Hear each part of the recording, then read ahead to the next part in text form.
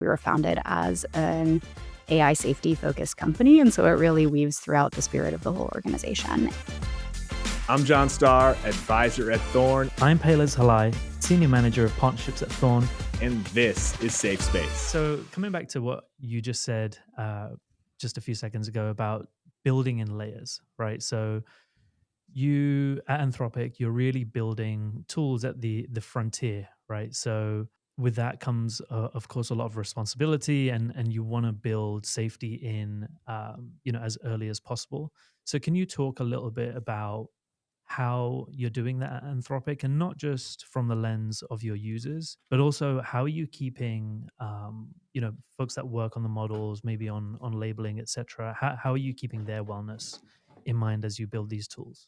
Yeah, absolutely. I think that's a crucial conversation to have. So, first of all, from the product design perspective, we really focus on building in safety throughout everything that we do. We were founded as an AI safety focused company, and so it really weaves throughout the spirit of the whole organization. And so, some of the ways that we do that are we have a method called constitutional AI that builds in different principles from the get-go in our models. It's built on items like the UN Declaration of Human Rights, the Apple Privacy Terms of Service, like all sorts of different types of approaches to what are some great principles that we can lean on to that kind of society as a whole has leaned towards. And so building that in at the foundation layer really helps our model to stay helpful, honest, harmless, kind of from the design get-go.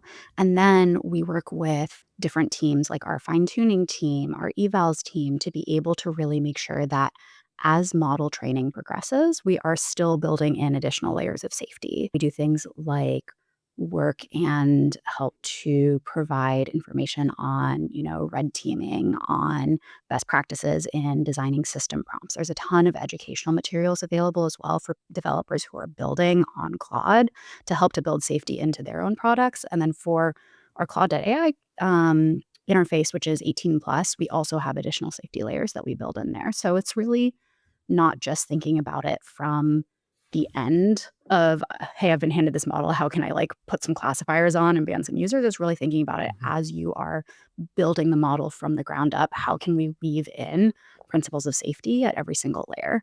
And so that's how we approach it in Anthropic. And that's one of the things that made me really excited to work there.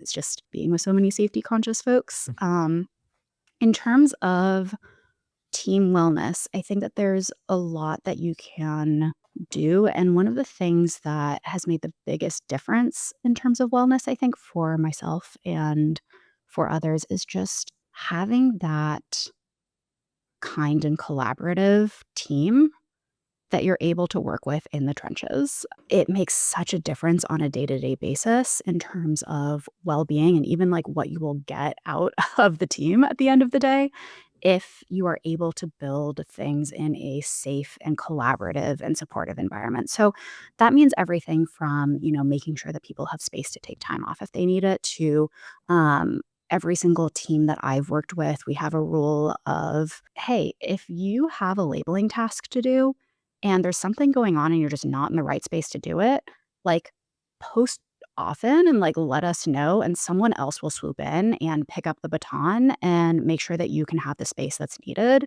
to kind of resolve whatever needs to go on and be able to do this. And so I think it's a lot of collaborative effort of keeping each other well that really helps to protect all of the workers in the space overall.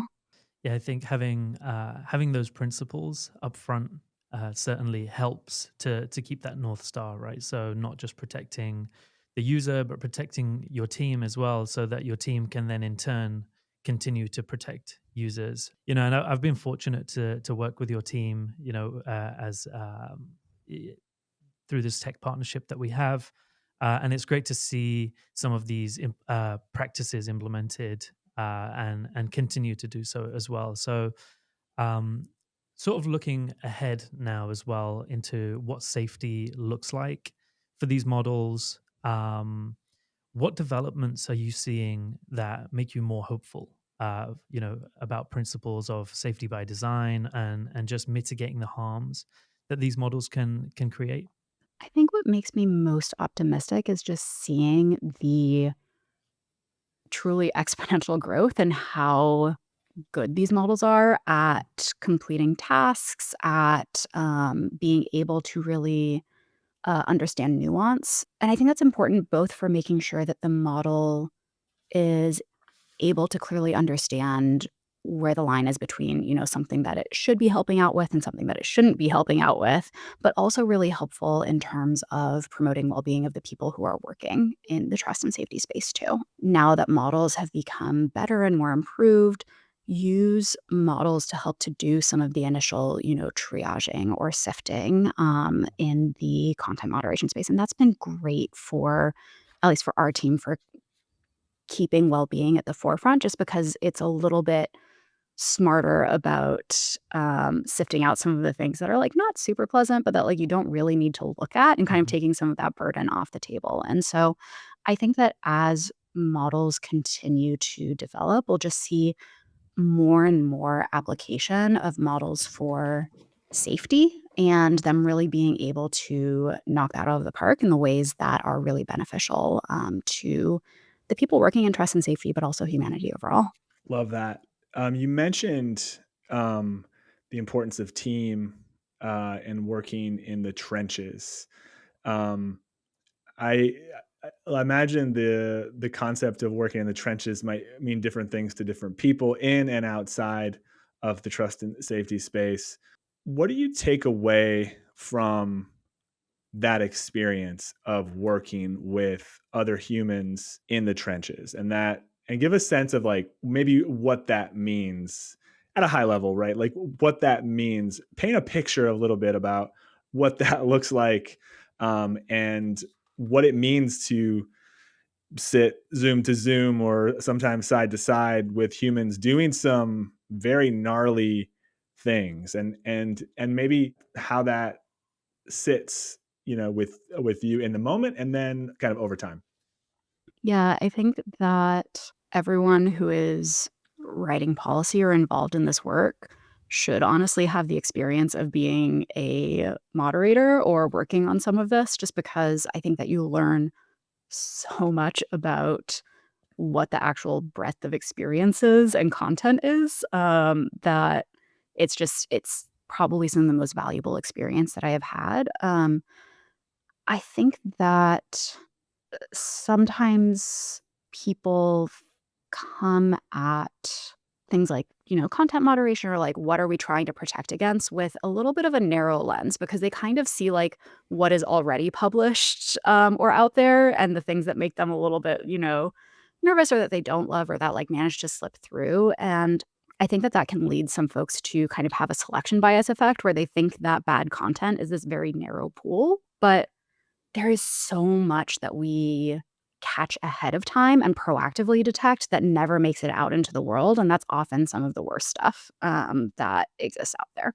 So, I think that just knowing that that exists is probably really helpful for people to have an awareness of. I don't think that everyone needs to moderate that, but I think that just knowing the breadth of what's moderated. So, in my work area, like, not to get too graphic or whatever, like, what that means is, I still sit down and I do reviews on our novel CCM queue, like, multiple times a week. And I still do things like working on, mental health topics and really sitting with, what are people interacting with our models on some of these really deep and personal things. And we do that in a very privacy preserving way because we don't want to, dive into the private lives of folks and the conversations that we're having. But it's something that, even just looking at can still be tough. I think it can get really depressing if you look at it as, "Oh, there's all of this bad stuff out there that I need to get at," and the lens that I choose to look at it through is there are all of these people who are working to make the world better and to, you know, track down and catch bad actors or to support a person in this moment in crisis, and I think just looking at the people who are around you and in the trenches of it and seeing, "Hey, there are literally thousands of us, hundreds of thousands of us that are working to make the world a better place on this topic. is just such an inspiring and privileged place to be in, and I get to do my own little part of that, which is just a really cool thing for me.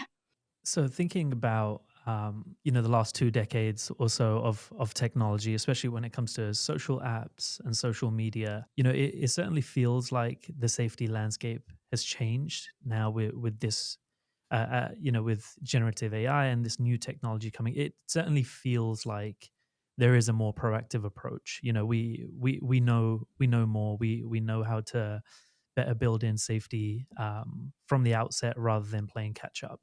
So, with your unique experience, going from research to then being at TikTok during a time of huge growth, and now being at Anthropic, I'm curious about some of the clear differences or even similarities that you've seen in terms of the challenges that either organizations or type of organization faces, and how you might have overcome those challenges as well.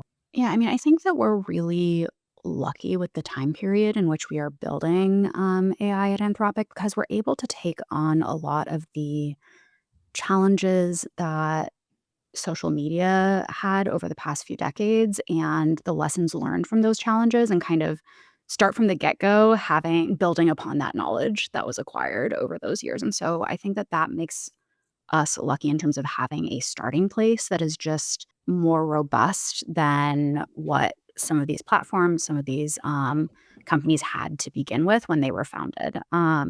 So we've been really conscious of thinking, what are the lessons from there that we can pull and design into our, products and our safety stack from the get-go.